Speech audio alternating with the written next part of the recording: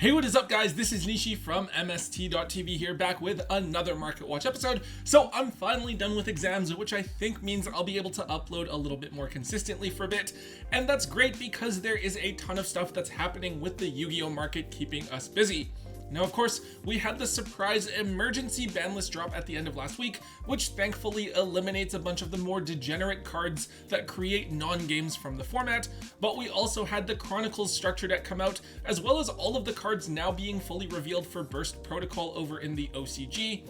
Combine this with YCS Pittsburgh happening in just a couple of weeks, and the result is a ton of fluctuation all over the secondary market. Let's get started. Alright, kicking things off, we have Albion the Sanctifier Dragon. So this is a card that we talked about a couple of weeks ago, but it has actually continued its upward trend. Of course, Albion is a key card for the branded deck. It's untargetable and it lets you summon 2 monsters from either graveyard, 1 to each player's side of the field. Now, depending on what deck you're playing, this card can do a lot of different things. In Pure, you can set up a Fallen of Albaz play, or maybe in some Draco Tail variants, you can try to lock your opponent out using the Blue Eyes Link 1 monster.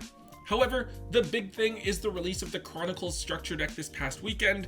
It printed a lot of really good staples, as well as most of the key cards that you would need to play branded Despia, but Albion was, for whatever reason, not included in the deck. On top of that, we do have the new Albaz card coming in Burst Protocol called Fallen of the White Dragon. That looks to be another amazing piece of support for the strategy that could definitely help push them to become a top tier deck. But yeah, when we looked at Albion a few weeks ago, we saw either the original printing secret rare from Cyberstorm Access, as well as the reprint secret rare in last year's tins. Either version was moving at around $20 to $25. Now, however, we see both versions jump up yet again, settling at between $40 and $50 per copy, so doubling up in price there. It does feel like Albion should get a reprint sometime soon. I actually thought that it could be an OTS ulti. At this point, it seems more likely that Konami is going to slip it into something like next year's Battles of Legends set. However, this has the potential to be a very meta-relevant card this upcoming format. A lot of people are playing branded Despia since the deck is now really easy to put together and it's a solid budget option, and the new cards do give it a pretty big boost. That said, you probably want to offload these now while the demand is quite high. Maybe keep a copy or 2 for yourself if you are planning on playing any sort of fusion deck this upcoming format, but definitely move your extra copies while there is a crazy amount of demand for it. Okay, so a somewhat related card here, we have Dogmatica Matrix. Now this is an old super rare that came out back in Photon Hypernova, and for the most part this is something that players have considered to just be bulk. Now if you read the card, it's actually amazing. On activation, you search for a Dogmatica ritual monster or a ritual spell. Then if your opponent controls a monster, you also get to search for any Dogmatica monster from your deck. Then while it's on the field, if you control a Dogmatica ritual monster, you can look at either player's extra deck and then send a monster from there to the graveyard directly. So just reading the card, this card is absolutely insane. The only thing is that it's only usable if you are playing the Dogmatica ritual monster, which has never been even slightly meta relevant before.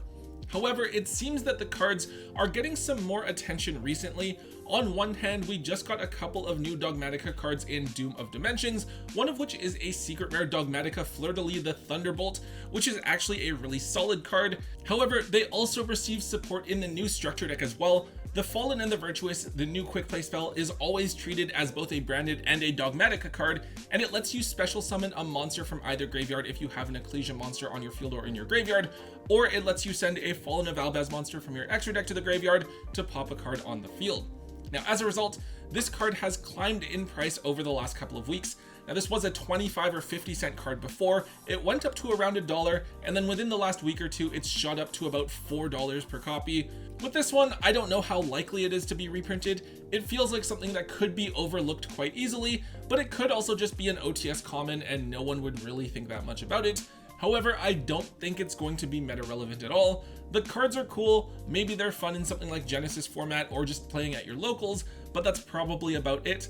With that, this is another card you'll want to offload while its price point is currently at an all-time high. Alright, now here's an interesting one. We have Grisaille Prison. Now this is a card that has been considered several times in the past, but it always just feels like a poor man's Dimensional Barrier. With Grisaille Prison, if you control a monster that was Tribute, Ritual, or Fusion summoned, until the end of your opponent's next turn, neither player can Synchro or Xyz summon, and Synchro and Xyz monsters can't attack and their effects are negated. So objectively, this card is just a weaker version of Dimensional Barrier, which is why it has never seen play. However, the card is now getting attention because Dimensional Barrier was banned on that emergency ban list. This has left players to look for alternative lingering trap floodgates that you can set from the deck with something like Triple Tactics Thrust, so Grisaille Prison is what players seem to have automatically turned to, along with the alternative in Simul Arc Fiends. Now obviously, this card can't be used in everything, but in decks like Monarchs, Pure Mitsurugi, or Draco Tail, you could definitely flip this card up against K9 and Yummy decks and try to stop them from playing altogether. Now at the moment, I'm not too sure of how great this card is or how much competitive play it's going to see. We haven't had any events under the new ban list yet, so we're not too sure about which card is going to be the next best alternative that people play, or maybe they're just going to cut these traps altogether. However, people are buying up Grisaille Prisons just in case, and it is a bit of an older card at this point. Its one holo printing was as a super rare from Fusion Enforcers. Those were $1 each before, but they're now up to $5 to $6 a piece, and that was its most recent printing, actually coming out back in 2017. Aside from that, it has just the rare printing from Shadow Specters. Those are quite hard to find as well. They were bulk before, but they're now a few dollars each, with fairly few listings on TCG Player before the card also hits the $5 mark. With Grisaille Prison, there's definitely a lot that we don't know right now. I think I could definitely see Konami reprinting it within the next 6 months, since they just banned Dimensional Barrier and they'll want replacements accessible for players. But again, we don't know if it'll actually see any sort of competitive success. That said, hold on to a set of this card in whatever rarity you feel comfortable with, since if you own them, you've probably been sitting on them for quite a while, but definitely look to move the rest of them while they are high, since there are a lot of question marks still surrounding this card. Okay, so here's a neat one. We have Condemned Witch. Now this is a level 4 Dark Fairy monster, and it's pretty cool. I remember trying this out in Melodious back when the deck was really popular. It wasn't that great, but it was a fun card to use. However, it seems that the card is getting a ton of attention once again because we have new Dark Lord support coming in Burst Protocol. So with Condemned Witch, on normal summon, this searches for a forbidden quick play spell card from your deck. Of course, you can get Chalice or Droplet, but you could also get the new Forbidden Crown card coming in Burst Protocol as well, which I think looks like a really solid card. However, you can also tribute this card to special summon a level 4 fairy from your deck. It just so happens that you can special summon one of the new Dark Lord monsters, Shefty, who on summon, special summons another Dark Lord monster from your deck in defense position as well, so this becomes a really amazing combo starter for the strategy. Now, one other thing that people did mention to me is the possibility of using this card in the Radiant Typhoon deck alongside the Radiant Typhoon and Runic cards, since you can search for a quick play spell that you could then pitch off of Radiant Typhoon Vision. I don't actually know how good that combo is though. In terms of price bumps, this card only has one holo printing, and that's the version that is going up. This was originally a secret rare back in Soul Fusion, and those have gone from being $3 or so before to now the card being a solid $8 to $10 each. Aside from that, the card does have a couple of very easily accessible rarities as a common from a starter deck and then rare from Maximum Gold. Either of those printings should only cost you $0.25 or so. Now with which, I do think that there's a chance that we could see it get another foil printing soon, maybe as an OTS Tournament Pack Super, closer to the release of Burst Protocol. However, I don't think that the card is really going to be all that relevant unless Dark Lords get some more crazy broken support or something like that. This is yet another card that you guys should probably aim to sell while the secret rare versions are so high over the next couple of months as we get closer to the release of Burst Protocol here in the TCG. Maybe just hold on to a set of the commons or rares if you're really wanting to play with the new Dark Lord support. Alright, so here's one I want to take a look at quickly. It's Do Sulfachord Cutia. So this is a pretty random one. It's a level 1 that's a scale 8, and on summon it searches for a Sulfachord Pendulum monster from your deck. So the new Sulfachord cards that came out in Doom of Dimensions are actually really good. I know that early on people were talking about Sulfachord K9, but it actually seems that Sulfachord Yummy has been the more popular Sulfachord variant. Now in the current format, I think people are more definitely on Mitsurugi Yummy, since the Mitsurugi cards are absolutely insane. However, I think that the Sulfur cards are still really strong. I think the reason we keep an eye on the Sulfur cards is actually for whenever the next ban list drops. I think it's inevitable that we'll see a hit to Prayers or maybe even Habakiri, and those hits would make Mitsurugi a much weaker engine. When that does happen, I could definitely see players dropping the Mitsurugi cards and choosing to play Sulfur Yummy as the next best variant. Cutia is just a one-of for the engine since you mostly just play the new cards, but Cutia is a good card that you can have as an additional search target since it searches for Primoa on summon, and it's a level 1 as well, so you can turn it into Link Karibo, or you could use it as the non-tuner when you're starting off your Yummy Synchro combos. Now unfortunately, this card only ever received one printing, and it was a super rare back in Ancient Guardians, which is when the Sulfur cards were first introduced to the TCG. This used to be like a 25-cent card, but with the new Sulfur support and it actually being really solid, we've seen Cutia climb to around $4 per copy now. With Cutia, I'm really tempted to say that we should be buying these. I think there aren't too many eyes on the Sulfur engine right now, but I really do think that they'll be good in just a few months. So if the card stays with only one printing, I think it'll go up in price. However, at the same time, it does seem inevitable that Konami will reprint Cutia, maybe as an OTS pack common, and that would instantly crush the price of the supers. Now with this, it really is just kind of a gamble since it all depends on whether or not Konami's going to give us the reprint. If they don't reprint it, the card will shoot up, and if they do reprint it, the card will crash down. I definitely would not look to buy these at $3 to $4.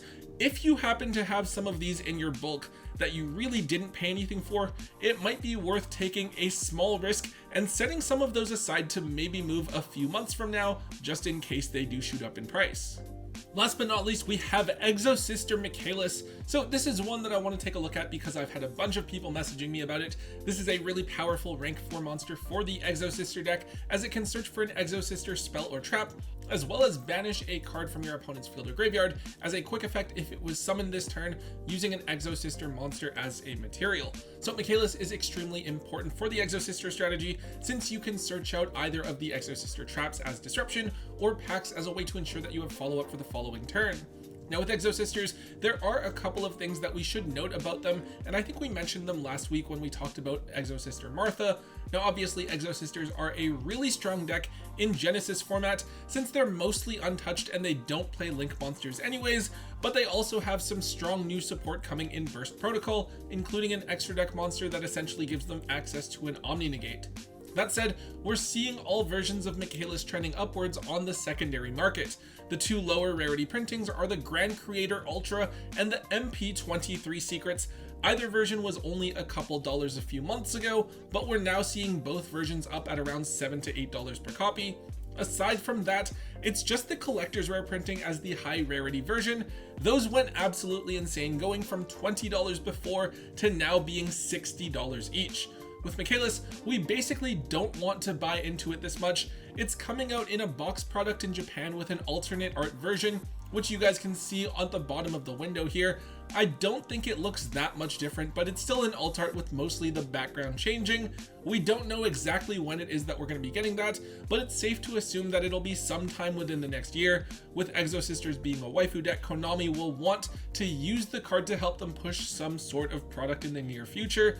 The thing I'm not sure about is exactly how meta relevant Exo-Sisters can actually be with the new support. My assumption is that they will be a high-end rogue strategy, maybe a tier 2 deck, but again, they are a waifu strategy, so we should expect a lot of demand for the card since they'll be popular with a lot of the player base, especially at the local and regional level. With that, unless you're really attached to your original copies of Michaelis, definitely consider moving your copies of Michaelis now and buying some back whenever the other version comes out next year. Alright guys, that is all I have for today's episode. Definitely crazy to see that emergency ban list drop. I don't think we've had one of those since the Perform-About ban list that banned like 3 different cards and then limited 3 others, but it was definitely a good thing to see because I'm really sick of cards like Protos and Mjolnir and Dimensional Barrier just basically turning the game into you better draw an out in an imperm or a droplet or something, or else you just can't do anything at all. And then in Mjolnir's case, you really can't play the game even slightly. So definitely some welcome changes. Anyways, guys, if you did enjoy today's Market Watch episode, please make sure you let me know by hitting that thumbs up button. Make sure you leave a comment in the comment section down below. Hit subscribe if you haven't already. And until next time, guys, don't forget to hold on to your MST.TV.